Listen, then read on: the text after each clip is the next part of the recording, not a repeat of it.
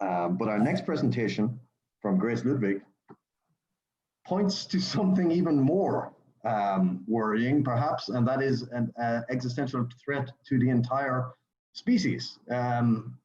This is really a phrase I thought I would never say, but we are in imminent danger of destroying ourselves. And Grace's work is dealing with this very question, this challenge.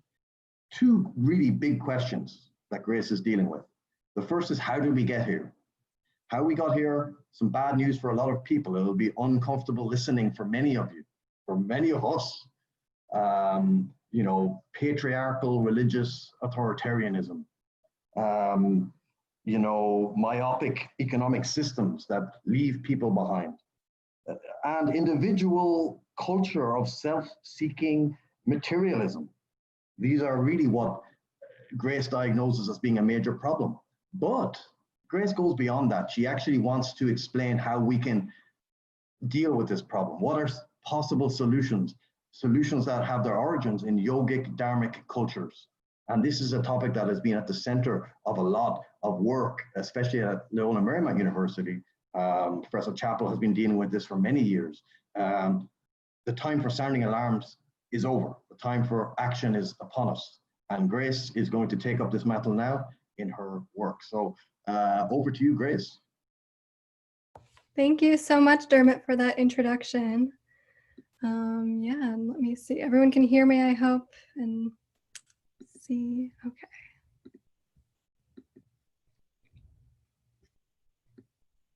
Okay.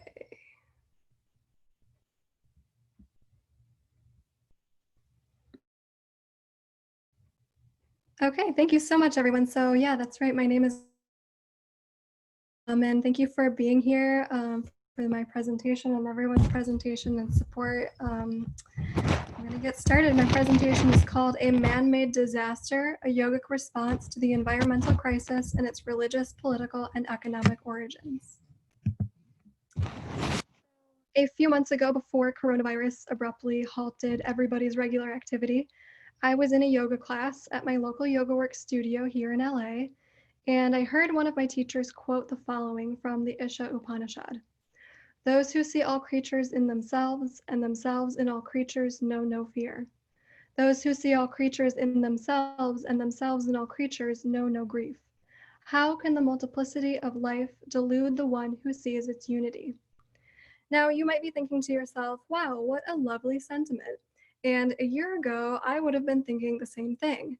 So you might be surprised to hear that this quote is actually subconsciously encouraging Western yoga practitioners to release themselves from feeling responsible for societal issues, namely the climate crisis. Now, that might sound like a big stretch. Obviously, yoga teachers aren't purposely encouraging their students to ignore the environmental crisis. So let me back up.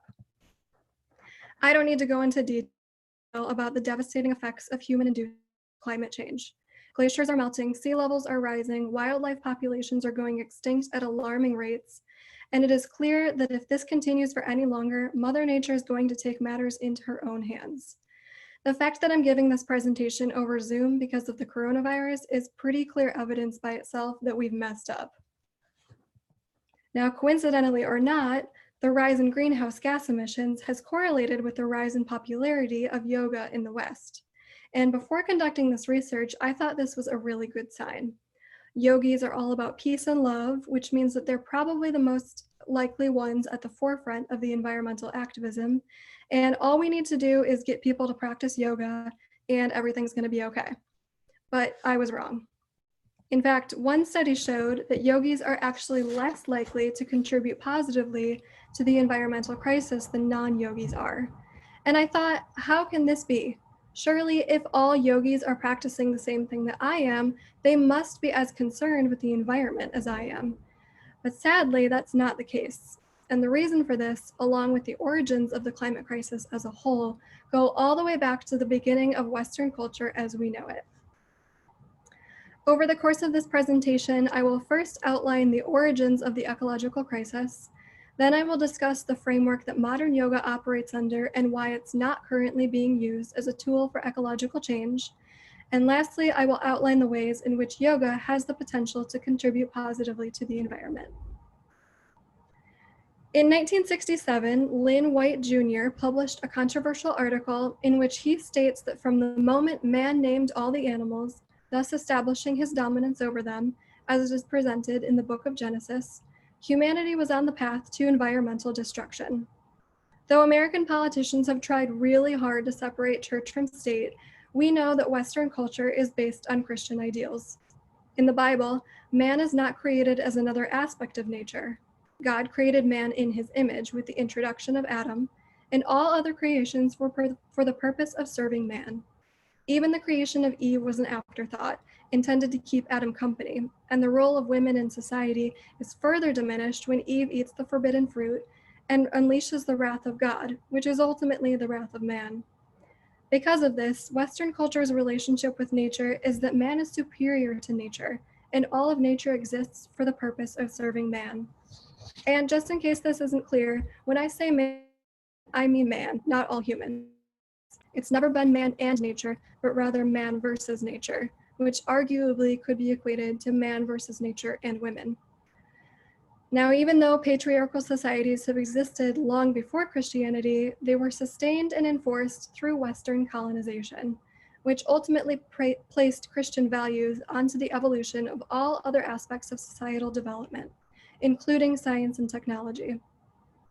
Science and technology are often thought of as being very separate fields from religion. However, religious beliefs of individuals are so fundamental to one's behavior that it's incredibly difficult to separate one's actions from their religious beliefs. Thus, the anthropocentric and patriarchal nature of Christian-based civilization that was already ingrained in Western society ultimately led to unstoppable anthropocentric and androcentric scientists and engineers. Now, this is all troubling by itself, but these domineering mindsets have also created consumer-based capitalism, which we know is one of the leading contributors to the climate crisis. Capitalism and the patriarchy go hand in hand, and Marxist feminist work argues that one would not be sustainable without the other. In the early stages, consumerism was a means to obtaining necessities, but over time, it's become a means to gain social status and encourage competition. And as consumption increases, there is no increase in satisfaction, causing unlimited consumption. Now, all of this is a little hard to wrap your head around unless you've been reading about it for months like I have, so I'm just going to give some concrete examples of the way these concepts have manifested in human behavior, specifically male human behavior. Men, on the whole, are less concerned with the state of the environment and are less likely to perform pro-environmental behaviors than women. Men litter more, recycle less, eat more meat, are less likely to buy an electric car, less vote according to environmental concerns, and generally leave a larger carbon footprint than women do. And this behavior is a direct result of societally placed gender norms.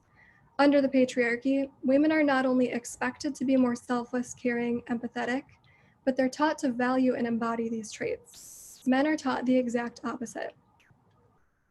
Now, I want to be clear before I move on. I'm not trying to say that I blame all men or I blame Christians for the climate crisis.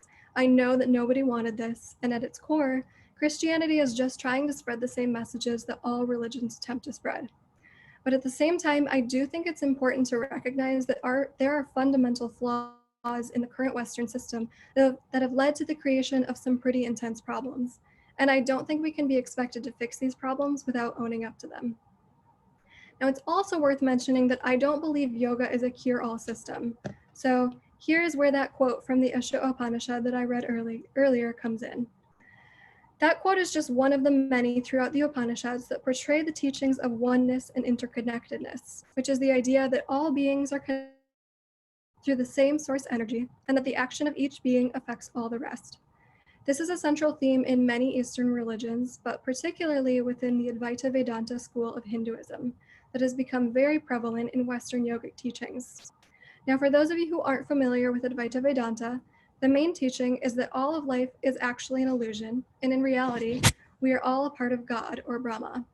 Once we realize what our true self really is, our spirit will transcend and be reunited with God. Yoga is a combination of many different spiritual teachings from many different religions, but this part of Advaita Vedanta within yoga became particularly successful in the West because of its emphasis on God, which resembled Western Protestantism. Now, obviously, interconnectedness is a really lovely concept, and when it's practiced in its traditional setting, it made for a group of extremely peaceful and nurturing people. But in the Western world, it just didn't translate the same way, because Westerners don't have the same understanding of the self that Vedantins do. When someone is talking about their self in Advaita Vedanta, they understand that what they're talking about is their soul, which is the same thing as God. When a Westerner talks about their self, they're almost always talking about their ego. And even if they are talking about their soul, they're certainly not talking about God. So to say that I am practicing yoga in the West versus in Advaita Vedanta is to say very different things. Because of this difference, when Western yoga teachers are teaching the Advaita Vedanta ideals of oneness and transcendence to their Western students, Westerners interpret this in a very egocentric manner, often placing emphasis on the self-care movement because the laws of interconnectedness combined with Western's individualistic value system has Westerners believing that if they're taking care of themselves, they are taking care of everyone else. And sadly, when it comes down to it, the self-care movement is just one of the many industries aimed at perpetuating capitalism. Now, I could go on and on about the flaws of the self-care industry, but the main issue with it here is that when combined with Advaita Vedanta oneness, it ultimately grants consumers permission to release themselves from feeling responsible for the world around them and focus only on themselves. I see this on social media all the time with images of excessive bath and beauty products paired with captions like, completely unconcerned with what's not mine, but first you, and I can't give you a cup to drink from if mine is empty. Now, while these all sound like positive things, the reality is that they are affirming attitudes that believe that what's happening around them is not their responsibility. In a study analyzing the sensorial effects of a yoga posture practice, one yogi is described as pointing to her heart and saying, "At least if the world burns down tomorrow, I'm okay in here." And ironically, this study framed this statement as a positive remark. So it's really no wonder that Western yogis aren't currently contributing positively to the climate crisis. So where does that leave us? I feel confident that even though yoga hasn't been helping in the past, yoga does have answers to the climate crisis. We already know that some yogic teachings don't translate well into the Western world. So how do we practice mindfully and in a way that is both productive and realistic?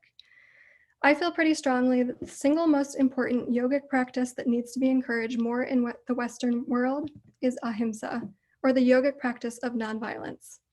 Ahimsa is a central practice throughout all the yogic traditions, but it's emphasized especially in the religion of Jainism, which teaches that nonviolence must be practiced in order to achieve ultimate liberation. The Jain practice of ahimsa alone would be enough to combat the climate change because Jains practice a strict form of vegetarianism. Eating a plant-based diet is one of the most effective things you can do to combat climate change, as it produces way more carbon emissions to raise animals for slaughter than it does to grow plants. According to the Institute of Science in 2017, eating a plant-based diet is one of the 4 most impactful things an individual can do to contribute positively to the environment, as it is 4 times more impactful than recycling. The other 3 most impactful actions individuals can take are to have smaller families, live car-free, and to cease all air travel. Coincidentally, these are all things that Jains are able to do through their commitment to ahimsa. Now, I don't believe in this lifetime I'm going to see a planet of Jain vegetarians, but I do think that encouraging the consumption of a plant-based diet is not only the most obvious way of practicing ahimsa, but it's also the most fundamental to the teaching of ahimsa. Ahimsa is typically one of the few philosophical concepts taught in Western yoga teacher trainings, but vegetarianism and veganism are conveniently left out of the discussion because it goes against Western values of freedom.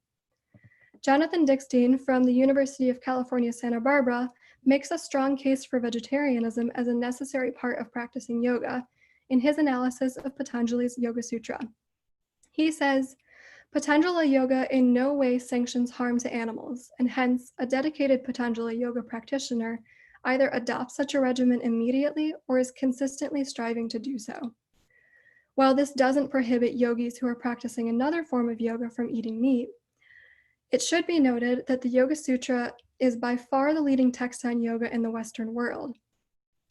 Therefore, it can be presumed that the majority of Western yoga practitioners, whether they realize it or not, are practicing some version of Patanjali yoga. To deny practitioners and teachers the full understanding of this text and meaning of ahimsa is to appropriate the text and teaching to serve and propagate Western ideals under the romanticized label of yoga. It is for this reason that I would like to suggest a teaching of ahimsa and the Yoga Sutra in a way that gives justice to its message. I think it's also worth mentioning that the practice of ahimsa through eating a plant-based diet could be instrumental in combating societal issues surrounding the patriarchy, which in turn will foster a less domineering relationship with nature. In her book, The Sexual Politics of Meat, Carol J. Adams explains that veganism is inherently a feminist issue, for both women and animals have become an absent referent in modern Western society. Behind every meal that includes meat is an absence of violence and death masked as the label of beef or pork. Linguistics renames the animal to hide the fact that meat was once a living and breathing sentient being. Women, too, function as an absent referent within society through the discussion of sexual violence and abuse.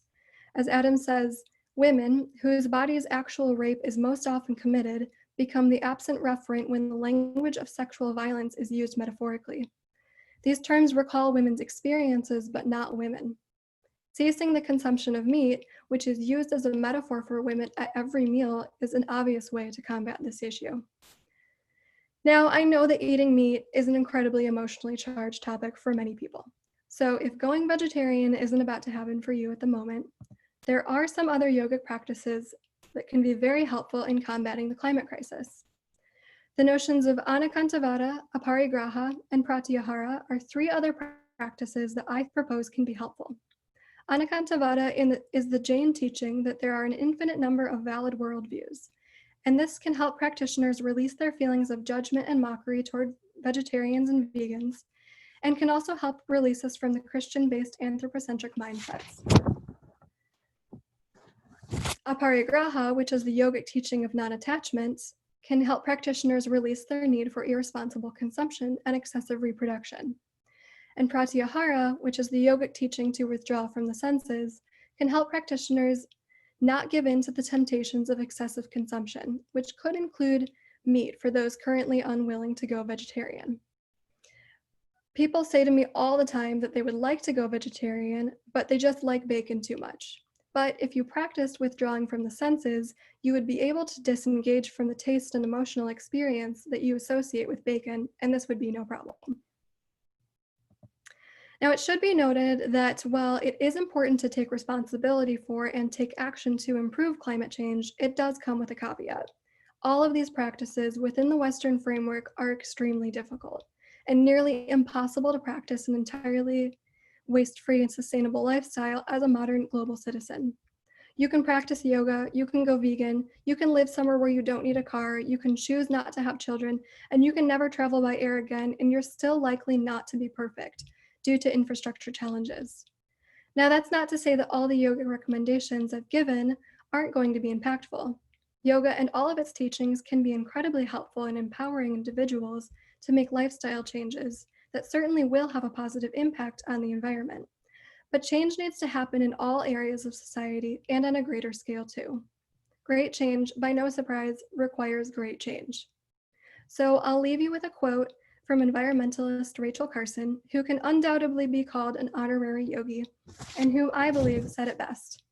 The human race is challenged more now than ever before to demonstrate our mastery, not over nature, but of ourselves. Thank you very much. Thank you very much, Grace. Outstanding in so many different ways, you know, combining so many different aspects of scholarship and producing something impactful, practical, and, you know, beautifully presented. Outstanding work. I think I'm just echoing really the comments that I'm seeing here in the chat. If anyone wants to jump in with a question, please feel free. The floor is open. Thank you, everyone, for your kind comments.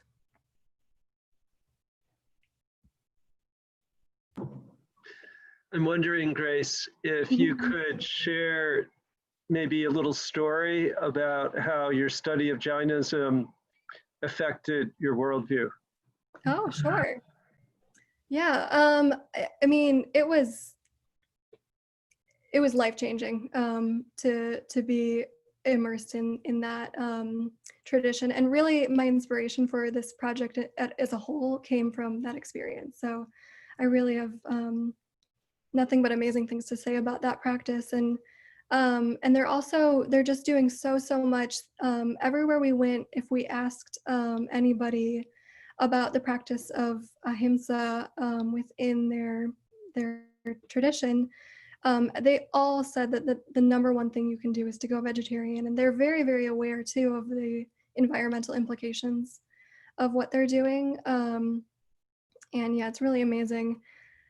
And I know too that a lot of Jains in Western world are also going vegan now. So traditionally they're just vegetarian, but it's because of the environmental impact of not eating animal products that they're doing that. So yeah, it's wonderful.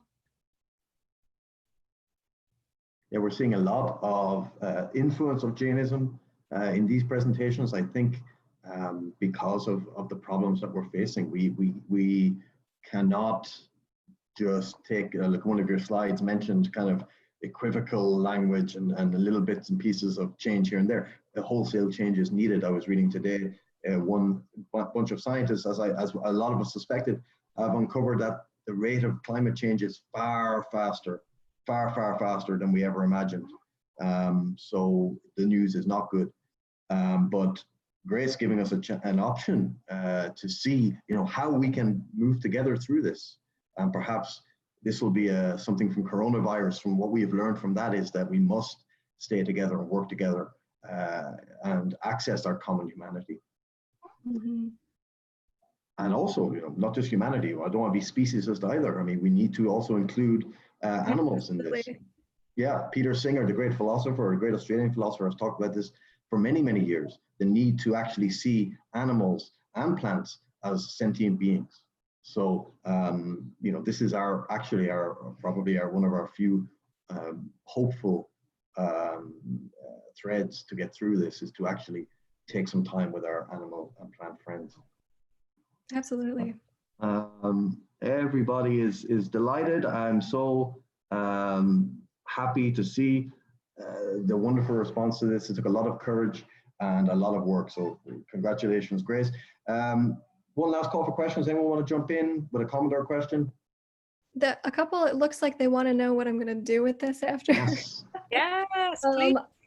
That's a great question. I mean, I've got lots of ideas of how these practices can be implemented, and I think they really need to start with the teacher trainings. I have actually, this is a good thing to mention in my, I didn't have time to mention it in my presentation, but I do talk a lot in my finished thesis about the role of Samkhya in yoga and how really important I think it is. Yoga teachers don't know what Samkhya is.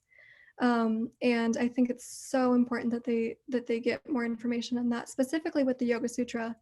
I think the Yoga Sutra was originally written as a Samkhyan text, and it got, it turned into an Advaita Vedanta text after some time. And as I mentioned, that's where all of our problems are coming from, is this misinterpreted interpretation of Advaita Vedanta. So I think it could start with a reinterpretation of the Yoga Sutra from Samkhya, but I think it's going to take a lot more than that too. But yeah, so that's one of my answers, I guess. Wonderful, really wonderful stuff. And I think so many options, a basis for a course, a basis for a paper, a basis for a conference even, who knows. But this paper, this presentation absolutely, meeting the standards that we have here. All these presentations so far have been absolutely wonderful. And I think they've been wonderful because they create a problem, they diagnose the problem, but then they give the answer to the problem. That's something that actually is common throughout today and tomorrow. We see people not just presenting, problems, but presenting what are the possible answers. And Grace, I'm presenting you. Wait, I need to find you also on my screen so I can see your face. Hi. Grace, I am presenting you with Satya. You are true, sincere, authentic, and genuine. And from your work today, we also see the truth that you speak. You speak truth to power. You speak truth for the environment, for its non-destruction, to care, to encourage us all to care for one another, to care for this world that we're living within. And it's through this nonviolent speech that you demonstrate intense compassion and great conviction. We know that Satya comes in the yamas. So in the Yoga Sutras, the Sadhana Pada, Pada 2, with Ahimsa, Satya, Asteya, Brahmacharya, Parigraha. And so this truthfulness is connected to Ahimsa that you spoke of today, and encouraging us all to be truthful in our thoughts and in our speech, as well as in our actions in this world. And later, a few verses down in the Yoga Sutras, it says that when we are established in truthfulness, there is correspondence between our action and the fruit of that action. And so you mentioned Jainism today. And in Jainism, they talk about those who cause falsehood also cause harm, or himsa. So to practice non-harm is to practice truthfulness. So Satya in our actions is necessary to keep the balance and the harmony of the world, which you've demonstrated today. And this is also this idea of righteous action, truthful speech is connected to this concept of dharma. So may you continue to practice your dharma, to speak and walk your path of truth. So bestow upon you the superlative, the name Satya. Thank you so much, Niranjan. Those are such sweet words, and I hope I can live up to all that you said about that. I just had really just the most wonderful experience over the last 2 years, getting to know everybody and really learning my Satya. So thank you so much for everything.